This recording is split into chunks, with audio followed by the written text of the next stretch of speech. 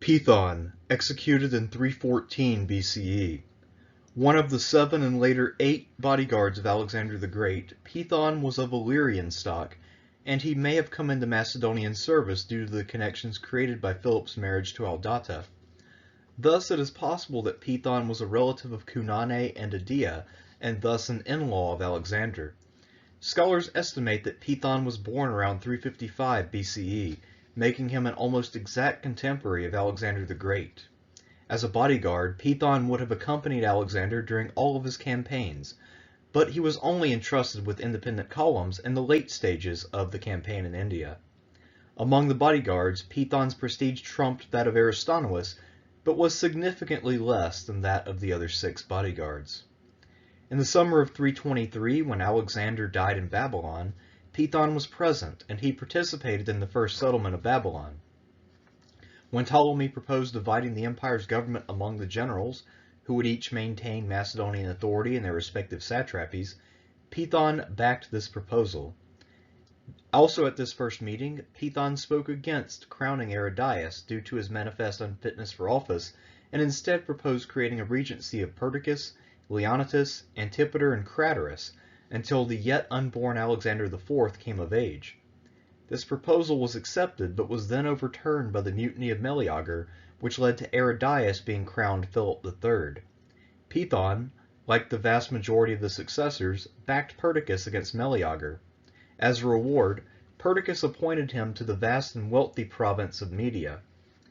As was frequently the case when it came to Perdiccas's appointments, however, there were strings attached, and Peithon found himself being actively checked by Perdiccas before he even reached Ecbatana.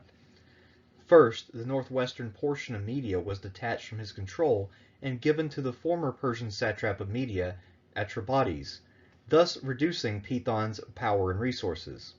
At the same time, there was an uprising of 20,000 or so Greek mercenaries who had been forcibly settled in the far eastern reaches of Alexander's empire. These mercenaries were eager to return home and thought that without Alexander in charge, no one would be able to stop them from mimicking Xenophon's Anabasis and crossing the empire in arms to return home. Perdiccas gave Peithon a commission with general authority over the eastern satraps to deal with this crisis. Perdiccas explicitly ordered Peithon to execute these men for their desertion, a move clearly designed to disallow the satrap of Media from acquiring a large standing army by the exercise of mercy. To ensure that Peithon carried out this order, and rightly suspecting that he would not, Perdiccas sent a few thousand loyal troops out with Peithon with orders to kill the Greek mercenaries. Thus Peithon's overarching authority was undermined from the start, and he was a grand general in name only.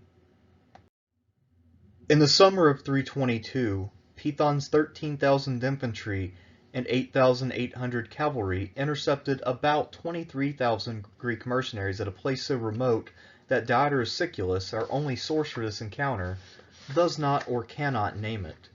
Peithon's plan was to bribe the subordinate general Leodorus to lead his 3,000 Greeks off the field at the battle's start in order to demoralize the other Greeks and compel them to surrender.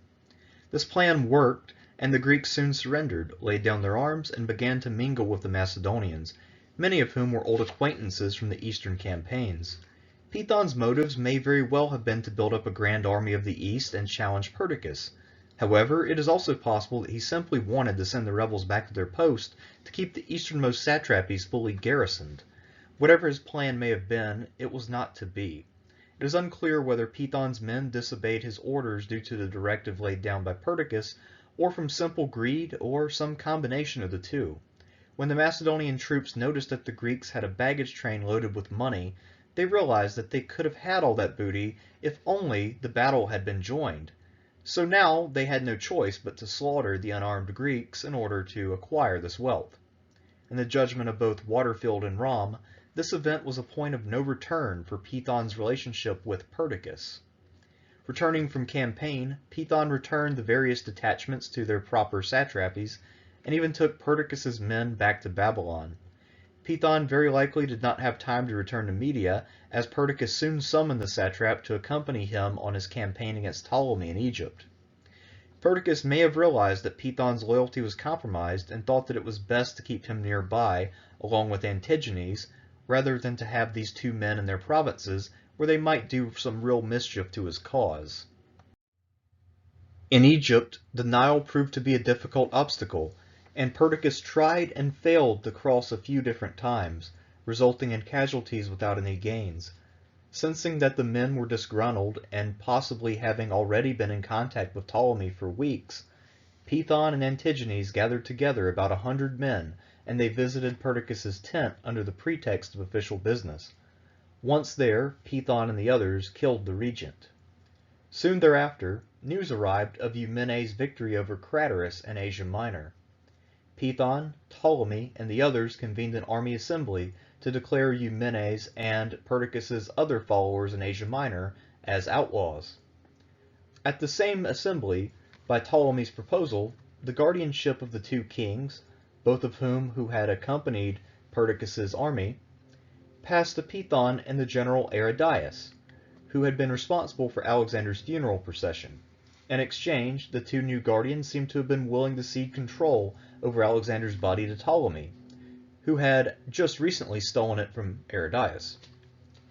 As guardians, Peithon and Aridaeus were ill-prepared, and they failed miserably in their new task. Philip III's young wife, Adia, was both an Argead and an Illyrian warrior woman, and she was unwilling to take orders from her new guardians. When Peithon and Aridaeus tried to silence her, they found that she understood that they could not resort to violence against her without severe repercussions.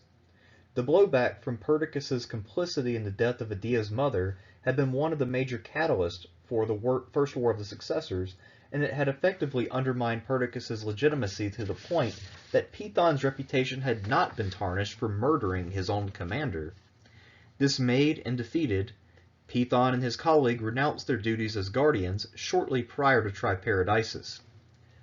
The failure of these two battle-hardened veterans of Alexander's campaigns to maintain a teenage girl helped to embolden Adia to the point that she incited a mutiny at Triparadisus in league with Perdiccas's former general Attalus, a mutiny which very nearly led to the deaths of Antipater, Antigonus the One-Eyed, and Seleucus. During the Triparadisus settlement, Peithon was retained in Media, and his general authority over the East was confirmed, a testament to the weight of his status as a bodyguard and the value of having unimpeachable anti-Perdiccas credentials. It was at this time that Peithon first conceived of achieving independence in the eastern satrapies. Peithon tried first to impose his will on the other satraps, but they quickly caught on to his designs and united against him. In 319, Peithon executed a fellow satrap and appointed his own brother as a replacement, at which point the other eastern satraps, led by Peucestus, challenged him and defeated him in battle. Shattered, Peithon retreated to Seleucus's court at Babylon to regroup. During the winter of 318 to 317, Eumenes was retreating eastward, fleeing from the general of Asia, Antigonus the One-Eyed. Eumenes tried to make an alliance with Seleucus and Peithon against Antigonus, but those negotiations led nowhere. At one point, Peithon tried and failed to entice Antigenes and his Silver Shields to murder Eumenes, but they remained loyal to the Greek general. Had Seleucus and Peithon joined Eumenes, this would have impeded Antigonus's advance, but it would have also put them in a pincer between Peucestus's eastern satrapies and Antigonus's army of Asia. While the decision is attributed to both Seleucus and Peithon, it seems very likely that Seleucus's opinion held greater weight by this point, simply because he still held his satrapy and had more troops at his disposal than the refugee Peithon, who had only his prestigious, but null and void, appointment as strategos of the East. Seleucus decided to align himself with Antigonus, who was stronger than Eumenes. In this final phase of the Second War of the Successors, Peithon, Seleucus, and Antigonus the One-Eyed arrayed their forces against Eumenes and his new allies, the eastern satraps. In May 317 BCE, Peithon set out as a subordinate under the overall command of Antigonus. Antigonus's army at this time consisted of 28,000 heavy infantry, 8,000 of whom were Macedonian, 10,000 light infantry, 10,000 cavalry, and 65 elephants. In addition to his duties on the battlefield as a wing commander, Peithon was also instrumental to Antigonus for the local knowledge of the eastern provinces that he had acquired both as a veteran of Alexander's eastern wars and as a satrap after 323. Antigonus needed Peithon to play this role because he himself had spent the entirety of Alexander's campaign in Asia Minor, and this was his first time venturing into the eastern reaches. Antigonus's campaign against Eumenes would last for 2 years, and while Seleucus would return to Babylon prior to the end of the war, Peithon remained with Antigonus for the duration of the conflict. In July 317, Antigonus was in pursuit of Eumenes, and he attempted to cross the river Caprates. The Caprates had a swift current, and the allied army lost many men trying to cross the river, a defeat which does not seem to have required Eumenes' participation. To repair morale and protect his men from the summer heat, Antigonus decided to march to Ecbatana, the capital of Peithon's satrapy. This retreat was a sure sign of desperation, as it gave Eumenes an open road to march west into Seleucus's Babylon, an option that he fortunately chose not to pursue.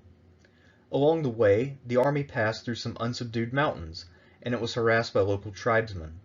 Arriving at Ecbatana in late August, the army rested and waited for the rest of the summer heat to pass before resuming the campaign. By October, Antigonus and Peithon were back in the field in pursuit of Eumenes. At Peithon, they caught up with Eumenes, and Antigonus decided to force a battle. While Antigonus raced ahead with the cavalry to seize key positions prior to battle, Peithon was in charge of getting the infantry into position. When the two armies eventually lined up and prepared to fight, Peithon was stationed on the left wing with the light cavalry. Antigonus himself held the center, and Demetrius, now 19 years old, held the right. The war elephants were divided between Antigonus and Demetrius, and it appears that Peithon's role was to hold his position while the other two commanders effected a breakthrough or a rout. After a hard day of fighting, Peithon's troops were carried by Eumenes' right wing, and Antigonus' center was broken by Antigenes' silver shields, but the Antigonid army did win on the right wing, where Demetrius was able to exploit the gap that was opened by the collapse of the Antigonid center. Both sides tried to regroup and rejoin battle, but physical exhaustion and nightfall prevented any further fighting. The Battle of Peithon was a clear defeat for Antigonus and Peithon, who lost 4 times the number of men that Eumenes lost. After this battle, Antigonus decided to withdraw to Peithon's Media for the winter, and they camped on the foothills of the Zagros Mountains, just across an arid plain from Eumenes' mountains. In 316, the two armies engaged once again at Gabin. After the losses of the previous year, Antigonus and Peithon had lost their numerical advantage, and were now approximately on par with Eumenes. Once again, Peithon commanded the Antigonid left flank. Although Antigonus would find a way to defeat Eumenes when all was said and done at Gabin, Peithon's actions during the battle nearly made that impossible. For reasons unknown, even though it is clear from the context of the battle that he was responsible for holding his position and not attacking, Peithon advanced on Eumenes' elephants on the right and pelted them with javelins and thus overextended his line in the process. Eumenes shifted some light cavalry to counterattack, and they were able to chase Peithon completely off the field. No thanks to Peithon, Antigonus eventually seized Eumenes' camp and took control of his camp followers. The Silver Shields then arrested Eumenes to trade him for their families, thus granting victory in the Second War of the Successors to Peithon's side. Peithon was also present when Antigonus was deciding Eumenes' fate. Whereas Demetrius and Nearchus favored pardoning and employing Eumenes, Peithon was firmly in favor of executing the Greek general. Whether he was persuaded by Peithon or not, that is ultimately what Antigonus ended up doing. After the defeat of Eumenes and his eastern allies, Peithon was restored to supremacy in the east. When the Third War of the Successors broke out and Antigonus seized Babylon, Peithon was making moves of his own. Nominally loyal to Antigonus, Peithon was approaching Antigonid troops and asking them to join him, but it seems like most of them declined his offer. In 314, Antigonus summoned Peithon to Ecbatana for a conference. Suspecting only that Antigonus wanted to give him parting instructions before marching to the west to face his enemies, Peithon attended. Antigonus the One-Eyed, who did not want the disloyal and ambitious Peithon in his rear, had him arrested, tried, and executed for his sedition. Peithon was a man whose ambition outstripped his ability. He was trustworthy and able enough to earn great commands, but neither trustworthy enough to retain the loyalty for long, nor capable enough to do much with the commands that he was assigned. For someone who held a commander-in-chief appointment not too dissimilar to the ones allotted to Antipater and Antigonus, Peithon had a surprisingly small impact on the course of the wars of the successors. No one in the 42-year struggle for Alexander's scepter voted present with more fanfare than Peithon, who was never able to seize the initiative and make his own destiny, despite having had ample opportunities to do just that.